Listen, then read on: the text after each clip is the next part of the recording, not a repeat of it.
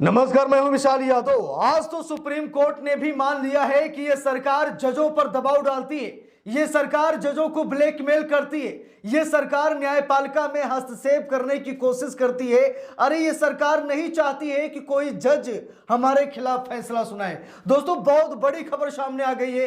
अभी तक तो सिर्फ वकील कहते थे, नेता कुछ जो विपक्ष के वो कहते थे, आम जनमानस कहती थी, लेकिन आज सुप्रीम कोर्ट ने खुद मान लिया है कि यह सिस्टम ठीक नहीं है कि सरकार दखल दे न्यायपालिका में, सरकार जजों का तबादला करे, उन्हें सस्पेंड करे, उन्हें कहीं इधर से उधर उनकी पदोन्नति, उनका डिमोशन करे, यानी कि ये बिल्कुल ठीक नहीं है। दोस्तों, आज सुप्रीम कोर्ट ने एक जज जिसे बर्खास्त कर दिया गया था, उसकी बर्खास्तगी को रद्द करते हुए सुप्रीम कोर्ट ने साफ शब्दों में कह दिया है कि हमारे अंगने में तुम्हारा क्या काम है। आप कार्यपालिका हैं, आप अपना कीजिए। अपना तो ढंग से कर नहीं पाते हैं और चले हैं न्यायपालिका को न्याय का पाठ पढ़ाने। दोस्तों, हम लोगों को मालूम है कि जज बनने के लिए काबिलियत होनी चाहिए, शिक्षा में निपुण ज्ञान होना चाहिए, नेता बनने के लिए कुछ नहीं चाहिए। आप अगर अनपढ़ भी हैं फिर भी नेता बन सकते हैं। और जब अनपढ़ नेता बनेंगे, जब गंवार लोग नेता बनेंगे, तो वो कैसे देश के कानून को समझेंगे।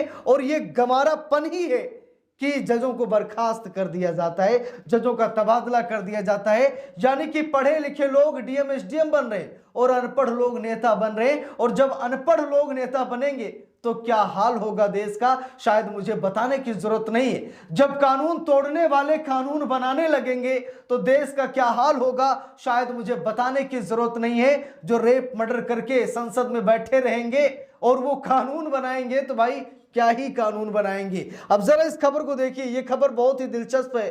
ये खबर सुप्रीम कोर्ट से आई है और सुप्रीम कोर्ट ने कहा है कि जजों को डराना बंद करे सिस्टम। देख लीजिए, अभी तक लोग कहते थे, लेकिन आज सुप्रीम कोर्ट कह रहा है कि जजों को डराना बंद करे सिस्टम। बर्खास्त जज की बहाली के साथ सुप्रीम कोर्ट का बड़ा संदेश। तो जो जज बर्खास्त हुआ था, जो जज राजनीति का शिकार हुआ था, जिस जज के साथ कुछ गड़बड़ हुआ था, उसे बर्खास्त कर दिया गया। लेकिन आज सुप्रीम कोर्ट ने उसकी बर्खास्तगी को रद्द करते हुए उसकी बहाली कर दी। और बहाली के साथ सुप्रीम कोर्ट ने कहा कि अब ऐसा बर्दाश्त नहीं किया जाएगा। देखिए, लिखा भी है, जजों को डराना बंद करे सिस्टम, बर्खास्त जज की बहाली के साथ सुप्रीम कोर्ट का बड़ा संदेश। लिखा है, पीठ ने न्यायिक अधिकारियों के खिलाफ झूठी और निराधार शिकायतों पर भी कड़ा रुख अपनाया है।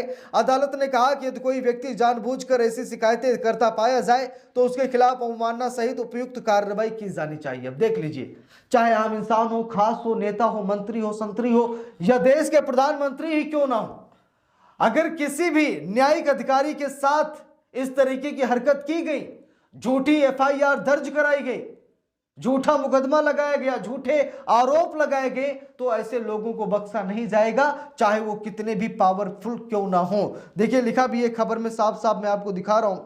लिखा है कि न्यायिक स्वतंत्रता और ईमानदारी। लिखा है, सुप्रीम कोर्ट ने कहा कि न्यायपालिका के किसी भी स्तर पर भ्रष्टाचार असहनीय है, लेकिन केवल गलत आदेश या विवेकाधिकार के कथित गलत प्रयोग के आधार पर विभागीय कार्रवाई उचित नहीं ठहराई जा सकती। अदालत ने कहा कि किसी अधिकारी की ईमानदारी पर संदेह केवल आशंका या अनुमान के आधार पर नहीं किया जा सकता। सही बात है दोस्तों, अक्सर ये डर दिखाया जाता है कि हम तुम्हारे पीछे जांच लगा देंगे, विभागीय जांच बैठा देंगे, अरे हम सच को झूठ और झूठ को सच में बदल देंगे।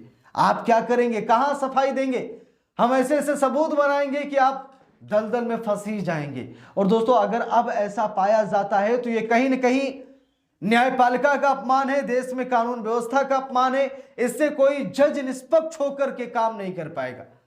अगर सरकार डराएगी, अगर सिस्टम डराएगी, तो भाई जज कहां से काम कर पाएंगे, क्योंकि गला सबका सूखता है और डर सभी को लगता है। सब इंसान है, चाहे वो प्रधानमंत्री हो, मुख्यमंत्री हो, डीएम एसडीएम हो, या सुप्रीम कोर्ट में बैठे चीफ जस्टिस ऑफ इंडिया हो, सब इंसान है और सभी को डर लगता है। जितना बड़ा पद उतना बड़ा डर लगता है। ठीक है, अभी हाल ही में एक जज को एक अपराधी ने जान से मारने की धमकी कोर्ट में दे दी थी। कहा था कि मुझे मालूम है तुम कहां रहते हो, हम तुम्हें जान से मार देंगे। आपको पता है, पूरा कोर्ट छावनी में तब्दील किया गया, यहां तक कि भारी सुरक्षा व्यवस्था के साथ जज साहब को घर ले जाया गया और उनके घर पर भी सुरक्षा कर्मी बढ़ा दिए गए। यानी कि एक ने बस इतना कह दिया कि तुम्हें जान से मार देंगे। जरा सोचिए, जितना बड़ा पद उतना बड़ा डर। यहां तक कि सुप्रीम कोर्ट के वकील प्रशांत भूषण साहब ने कहा था कि ये सरकार जजों को ब्लैकमेल करती है, उनके बीवी बच्चों को भी नहीं बख्शती, उन्हें भी जेल में डालने की धमकी देती है, यहां तक कि नाते रिश्तेदार को भी डराने धमकाने की कोशिश करती है। यानी कि बड़ी दूर से सरकार काम करती है और आप पर दबाव डाला जाता है। यहां तक कि सुप्रीम कोर्ट के एक पूर्व सीजेआई साहब थे, उन्होंने भी कहा था कि सरकार ने हमें इतना प्रताड़ित किया फैसला बदलने के लिए कि हमारे परिवार के लोगों पर आपराधिक मुकदमा तक दर्ज कर दिया गया। दोस्तों, जज बनना आसान नहीं है, वो भी निष्पक्ष और ईमानदार जज बनना आसान नहीं है। अगर आप ईमानदार जज बनेंगे तो आपको प्रताड़ित किया जाएगा, आपको ब्लैकमेल किया जाएगा, आपको किसी न किसी बहाने बर्खास्त भी कर दिया जाएगा।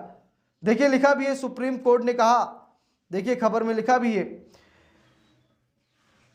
पीठ ने न्यायिक अधिकारियों के खिलाफ झूठी और निराधार शिकायतों पर भी कड़ा रुख अपनाया है।